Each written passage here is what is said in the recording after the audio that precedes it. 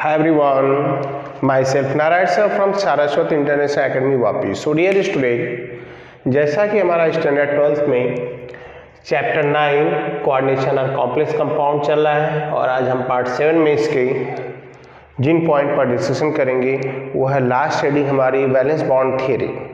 तो valence bond theory अगर हम इंक्लूडेड पार्ट की बात करें तो इसके बाद आपको मेटल कार्बोनाइल कंपाउंड है, इंपॉर्टेंस ऑफ कॉम्प्लेक्स है, ये सब एक्सक्लूडेड पार्ट है और CFT crystal free stabilization theory है। तो हम बात करेंगे यहाँ पर इंक्लूडेड पार्ट की और इसमें पहला पार्ट है आपका जो वो है बैलेंस बॉन्ड थ्योरी। तो बैलेंस बॉन्ड थ्योरी का मीनिंग क्या होता है यहाँ पर VBT का, उसको हम स्टडी करेंगे। क्लियर, उसको हम स्टडी करेंगे और बात करेंगे इस पर। तो वैलेंस बॉन्ड थ्योरी की बात करें यहाँ पर पॉइंट, तो मीनिंग क्या है यहाँ पर हमने यहाँ पर बताया था कि वैलेंस बॉन्ड थ्योरी से एक कॉम्प्लेक्स कंपाउंड हमें बोर्ड में दिया जाएगा और उस कंपाउंड में मेटल और लिगेंड्स के बीच, मेटल आयन और लिगेंड्स के बीच में हमें स्ट्रक्चर, ज्योमेट्री और मैग्नेटिक प्रॉपर्टीज समझाना होगा। तो मैग्नेटिक प्रॉपर्टीज मैं वापस समझा के एक्सप्लेन करके फिर मैं आगे पॉइंट पे बढ़ूंगा। तो मैग्नेटिक प्रॉपर्टीज पहले पढ़ेंगे हम। तो magnetic properties of complex, magnetic properties of complex. So magnetic properties of complex की बात करें यहाँ पर,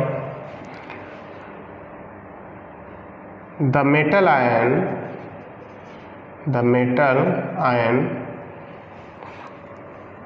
that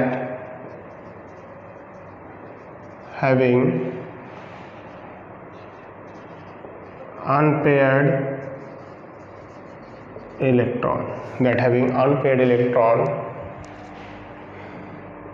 in d orbital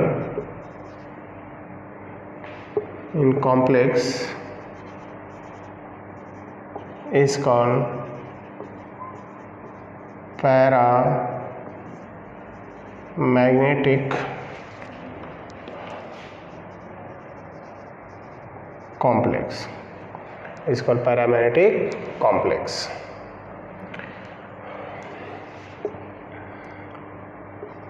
Paramagnetic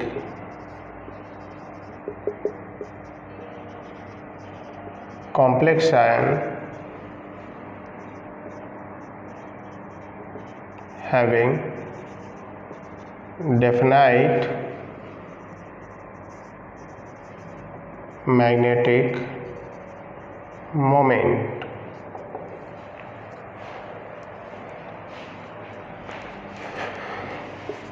Magnetic moment is denoted by mu, means mu Bm is equal to root n plus 2 Bm. n is equal to unpaired electron, and if n is equal to 1, 2, 3, 4 और 5 means अगर हम d orbital की बात करें student, तो d subshell में maximum हमारे पास 5 orbital होते हैं, 1, 2, 3, 4, 5। तो अगर मिनिमम 1, मैक्सिमम 2, 3, 4, 5 से ऊपर अनपेयर्ड इलेक्ट्रॉन नहीं सकते, तो 5 unpaired electron, and then its mu Bm magnetic moment is 1.73 Bm और यहाँ होगा 2.83 और 3.87 और 9 एंड 4.90 एंड 5.92 Bm। तो अगर metal ion in complex compound क्या रखता है, यहाँ पर ये जो मैग्नेटिक अनपेयर्ड इलेक्ट्रॉन है ये हैं, तो इनके मैग्नेटिक मोमेंट ये हो सकते हैं। अब मैटर यहाँ पर ये है कि मैग्नेटिक प्रॉपर्टीज तो हमने यहाँ पर क्लियर किया आपको, लेकिन अगर डी ऑर्बिटल में कैसे हैं, बोलते कि if d orbital having only paired electron is called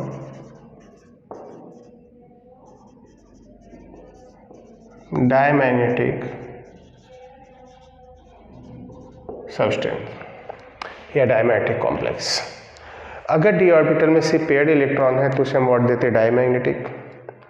और डायमैग्नेटिक की बात करें यहाँ पर तो ये पर टर्म्स हो गए। तो n is equal to 1, n is equal to 1 2 3 4 5 कुछ भी हो सकते हैं यहाँ पर। तो 1 2 3 4 5 6 की बात करें यहाँ पर ये डायमैग्नेटिक हो गए। अब हम इसको बताएंगे डायमैग्नेटिक सब्सटेंस है क्या। डी ऑर्बिटल हैविंग वाली paired electron is called diamagnetic substance. अब डायमैग्नेटिक सब्सटेंस की बात करेंगे यहाँ पर तो टर्म्स क्या है। तो डायमैग्नेटिक और पैरामेग्नेटिक का कॉन्सेप्ट बता दिया। और हमें एग्जाम में क्या करेंगे, कॉम्प्लेक्स कंपाउंड देकर पूछा जाएगा इन फॉलोइंग बीच में डायमैग्नेटिक और पैरामेग्नेटिक। तो हाउ मेनी अनपेयर्ड इलेक्ट्रॉन, तो हमें क्या करेंगे, अनपेयर्ड इलेक्ट्रॉन पूछकर मैग्नेटिक मोमेंट या मैग्नेटिक मोमेंट देकर अनपेयर्ड, या एक मैग्नेटिक मोमेंट देकर 4 कॉम्प्लेक्स देंगे और वहां से हमें फाइंड आउट करने के लिए बोला जाएगा कि इन फॉलोइंग बीच में द पैरा आर डायमैग्नेटिक। तो इसके लिए टर्म्स हम राइट करेंगे यहाँ पर। जैसे कॉम्प्लेक्स मैंने राइट किया NiCl4 2- और NiCl4 2-। दोनों कॉम्प्लेक्स यहाँ देखें, ये टेट्राहेड्रल है, इसको एप्लिनर है। और दूसरा सबसे बड़ा पॉइंट ये कि हमें कैसे पता चलेगा इसका मैग्नेटिक मोमेंट। हमारे पास एक रूल आता है that is called EAN rule, यहाँ बोर्ड के इंक्लूडेड नहीं है, जिससे वर्ड देते हैं इलेक्ट्रॉन इफेक्टिव नंबर रूल। इस रूल से हम डायरेक्ट फाइंड कर सकते हैं कि एटम में कितने अनपेयर्ड इलेक्ट्रॉन है, वो पैरा है या फिर डाई है। बट ये पॉइंट हमें स्ट्रेंथ ऑफ लिगेंड पर भी डिपेंड करता है। जैसे देखो इस कॉम्प्लेक्स में निकल का चार्ज है +2। इस कॉम्प्लेक्स में देखें तो निकल का चार्ज है कितना, +2, और निकल का एटॉमिक नंबर होता है 28 है। तो हम यहाँ बात करेंगे कि ये 28 है, निकल 2+ है, तो इलेक्ट्रॉन बचा कितना 26। क्लियर, 26 बचा, मीनिंग अब निकल का ये मोनोडेंटेड इलेक्ट्रॉन्स मतलब मोनोडेंटेड लिगेंड्स है। कौन, क्लोराइड इज मोनोडेंटेड लिगेंड। तो मोनोडेंटेड लिगेंड्स है तो एक लिगेंड कितना देगा, एक पेयर। तो 4 कितने देंगे, 4 पेयर। अब 4 पेयर इलेक्ट्रॉन क्लोराइड दे रहा है तो कितने हो गए, 8 अब ऐड कर देंगे। मतलब निकल के ऑक्सीडेशन मतलब निकल इलेक्ट्रॉन लूज करने के बाद बचे हुए इलेक्ट्रॉन और लिगेंड से आने वाले इलेक्ट्रॉन को ऐड करेंगे तो 8 6 कितना हो गया, 14 2 1 3।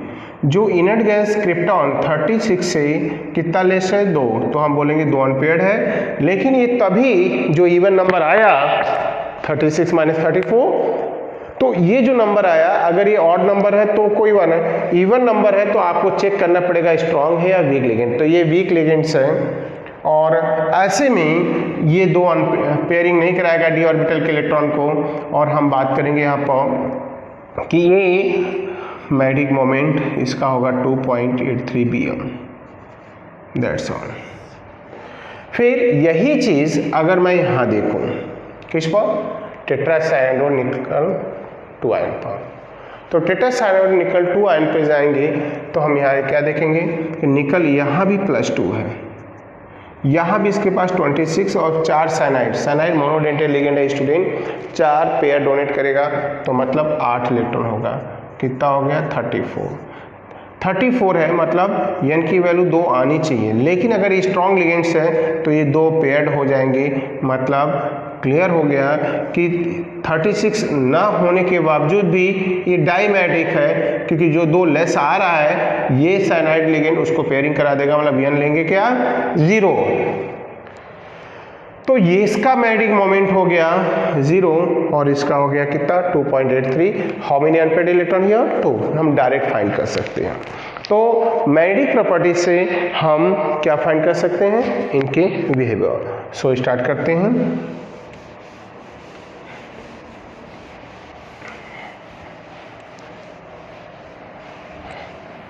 अब अगली पॉइंट मैग्नेटिक प्रॉपर्टीज अगर मैं फाइंड आउट करना है किसी कॉम्प्लेक्स की, तो हम कैसे फाइंड करेंगे? जैसा पिछले लास्ट लेक्चर में हमने आपको हाइब्रिडेशन ज्योमेट्री और मैग्नेटिक प्रॉपर्टीज के अबाउट इन्फॉर्मेशन दी थी, वापस से देखते हैं कुछ एग्जांपल।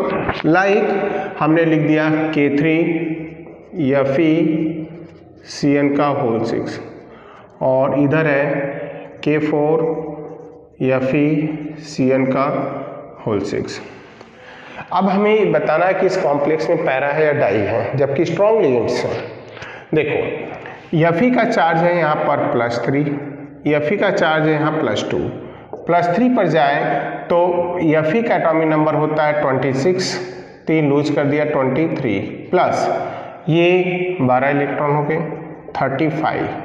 35 मतलब 1 है। स्ट्रॉन्ग होते हुए भी जब हम यहाँ पेयरिंग कराएंगे ऑड नंबर तो 1 इलेक्ट्रॉन तो पेयरिंग नहीं होगी, तो ये पैरामैग्नेटिक है। हम ऐसा राइट करेंगे कि ये पैरामैग्नेटिक है और इसका म्यूबियम जो है 1.73 है।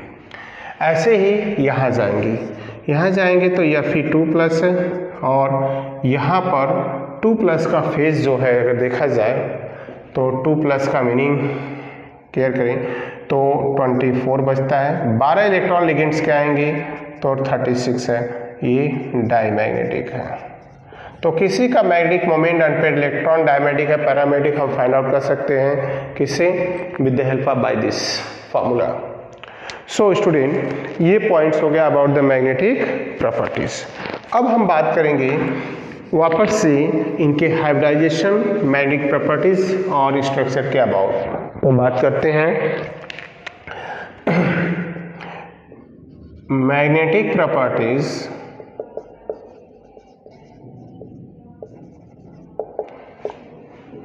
Geometry and hybridisation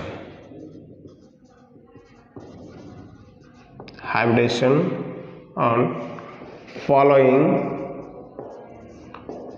complex ions। पहला कॉम्प्लेक्स आयन हमने ले लिया यहाँ पर और राइट कर दिया FeCN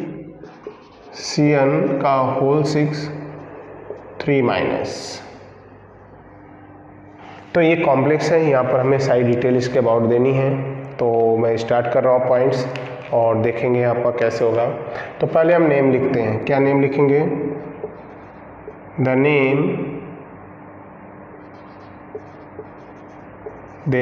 name of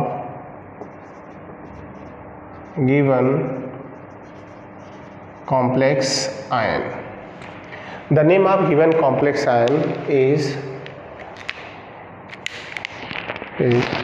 hexacyanide ferrate 3 ions। hexacyanide ferrate 3 ions। And then in this complex Fe26 EC at ground state Ar 3d6 4s2 4p0 means D के हमने ड्रॉ कर दिए यहाँ पर कितने ऑर्बिटल 1 2 3 4 एंड 5। ये इसके हमने राइट कर दिए यहाँ पर, ये हो गए और 1 2। अब ऐसे में D में हम 6 इलेक्ट्रॉन अरेंज करेंगे और यहाँ पर 2 हो गए, एक खाली। अब in this complex ion Fe form 3+, so loses 3 electron, S का 2 और D का 1। तो इलेक्ट्रॉनिक कॉन्फ़िगरेशन होगा Ar 3d 5 4s 4p।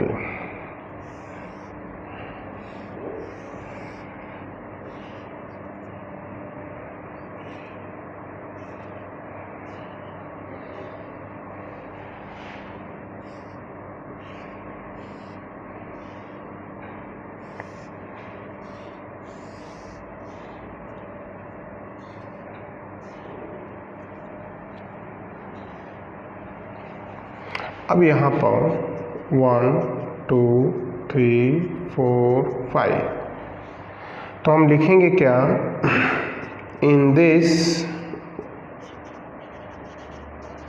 Complex cyanide is a strong ligands that rearrange the unpaired electron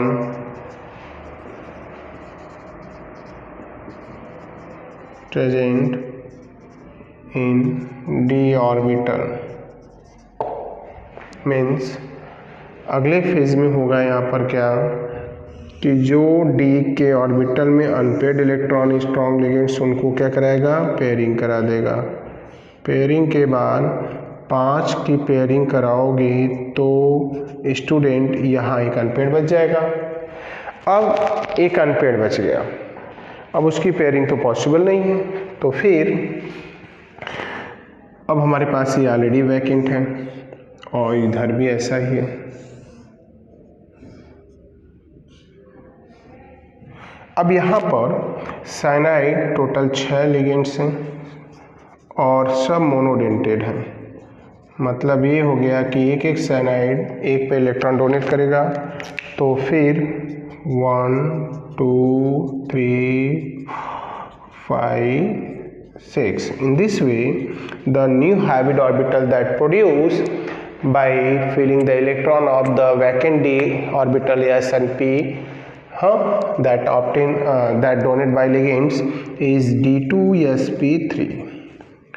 d2sp3 पर यहाँ पर n की वैल्यू 1 है, so it is what kind, para magnetic in nature, ये पैरामेग्नेटिक नेचर है। इट्स म्यू इज 1.73 क्या है, bm है, म्यू 1.73 bm है। क्लियर? तो ये पॉइंट्स हो गया अबाउट दिस कंपाउंड्स। स्ट्रक्चर क्या होगी, its geometrical structure is octahedral. कैसी है, ऑक्टाहेड्रल। तो ज्योमेट्रिकल स्ट्रक्चर है ऑक्टाहेड्रल। ये पॉइंट्स हो गए। क्लियर? सो ये पॉइंट्स हो गए about this, and then start करते हैं आगे के पॉइंट पर। ज्योमेट्रिकल स्ट्रक्चर है आपका, ये पॉइंट्स हो गया। अब बात करेंगे कि अगर मैं यही कॉम्प्लेक्स उठाऊं, यही मेटल आयन का, और मैंने यहाँ राइट कर दिया Cn की जगह Cl और 3 - C रखा। The name of given complex is number 2 complex, जिसमें हमें 3 प्रॉपर्टीज एक्सप्लेन करनी, इज हेक्सासाइनो की जगह हम राइट करेंगे हेक्सा क्लोराइडो, फेरेट 3 आयंस। यहाँ भी 3 आयंस हैं और हम बात करेंगे तो hexa क्लोराइडो ferret 3 ions, ferret 3 ions हो गया। तो फिर यहाँ पर राइट करेंगे सिमिलर वे 3+ है like this, but in this complex Cl- is a what kind of ligands, weak ligands that does not rearrange the unpaired electron present in d orbital। means rearrange नहीं कर रहा है, इसका meaning ये जो unpaired electron हैं ये ऐसे ही रह जाएंगे। तो हमारे पास जो पॉइंट यहाँ पर आएगा, और मैं आपको बताने जा रहा हूँ कि ये सब लिगेंड्स यहाँ निकल जाएंगे। ज्योमेट्रिकल स्ट्रक्चर ऑक्टाहेड्रल है, बट यहाँ पर एक पॉइंट और बढ़ने वाला है, वो है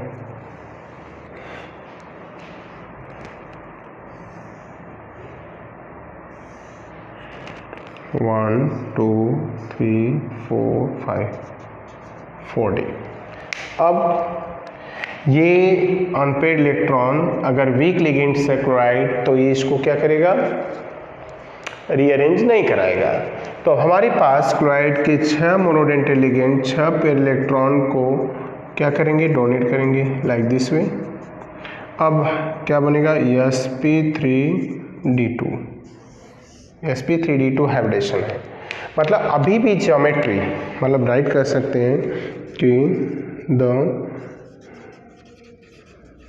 स्ट्रक्चर ऑफ FeCl का whole 6 3 is octahedral. This complex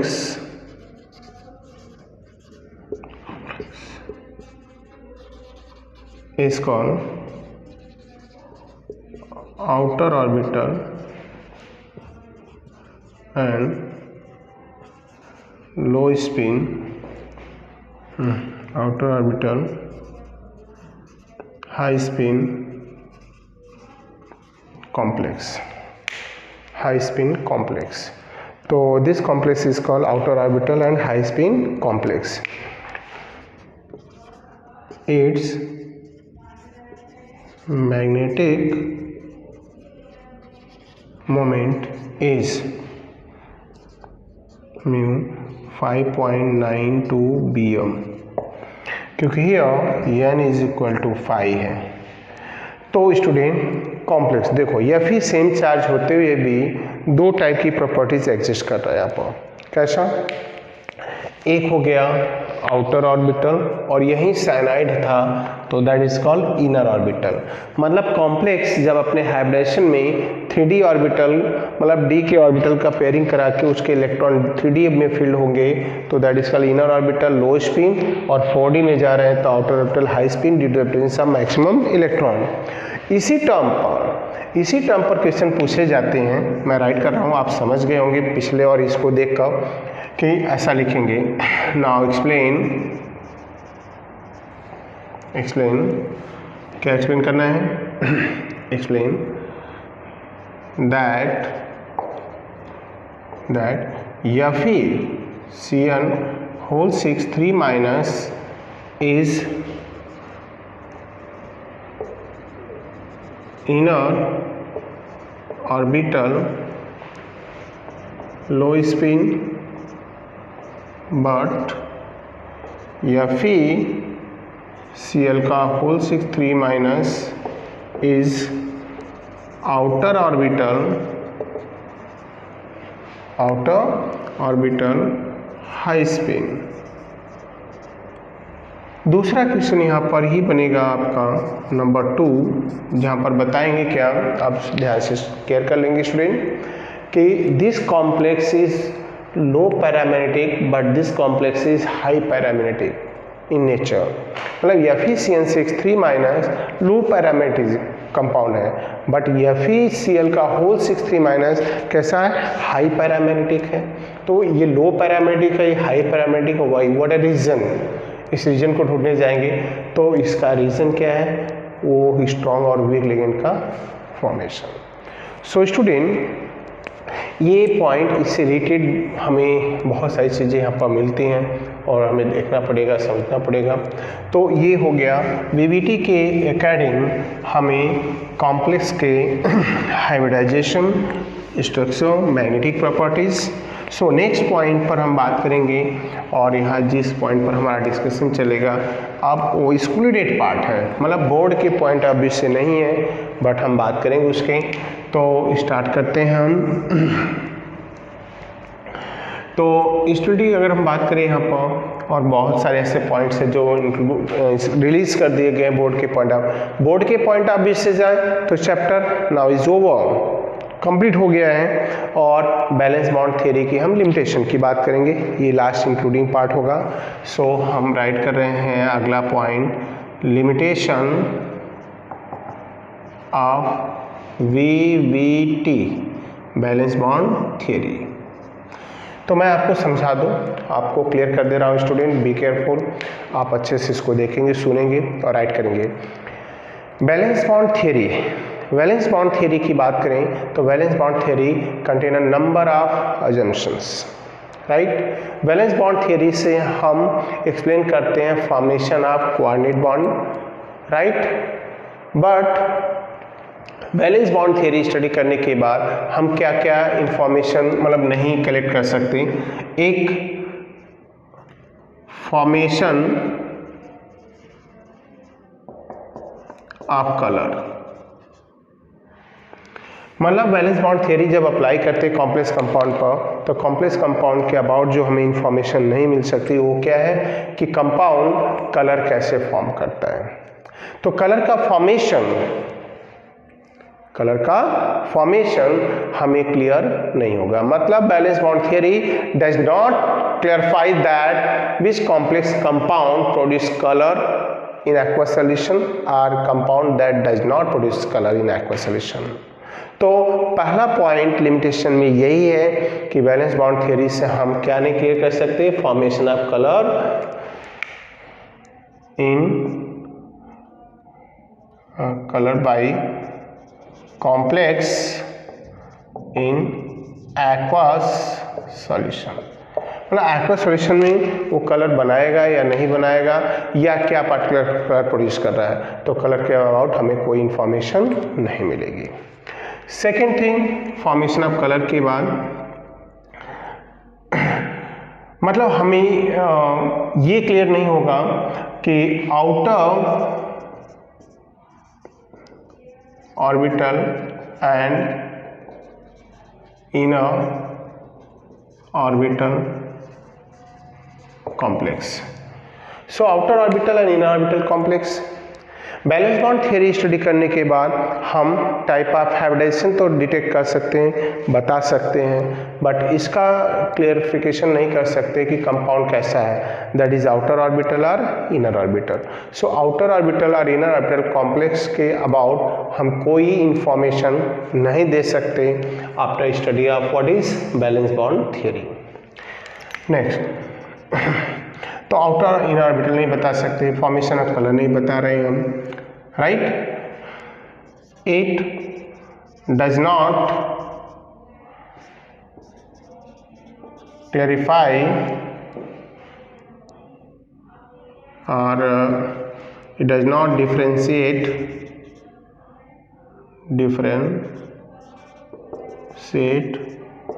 और distinguish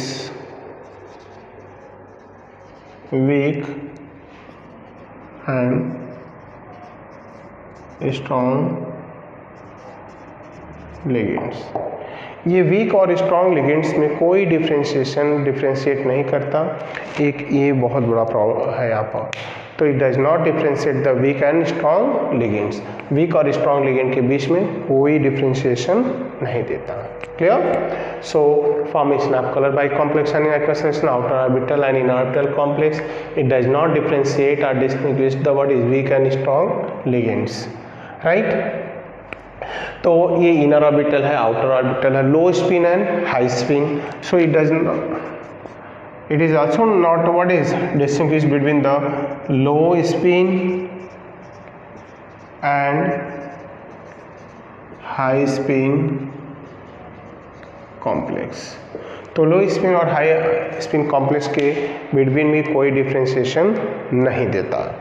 so student, valence bond theory एक इम्पॉर्टेंट पॉइंट था और यहाँ पर इससे रिलेटेड बहुत सारे ऐसे टर्म्स होते हैं। जब भी आपको ऐसे क्वेश्चन जनरेट हो रीजनिंग में कि एक कॉम्प्लेक्स हाई स्पिन है, एक कॉम्प्लेक्स लो स्पिन है, राइट, तो क्यों है तो समझ जाना। वहाँ पर हाई स्पिन मतलब वीक लिगेंड्स है, अनपेयर इलेक्ट्रॉन ज़्यादा है, और अगर लो स्पिन है तो अनपेयर इलेक्ट्रॉन कम है या नहीं है।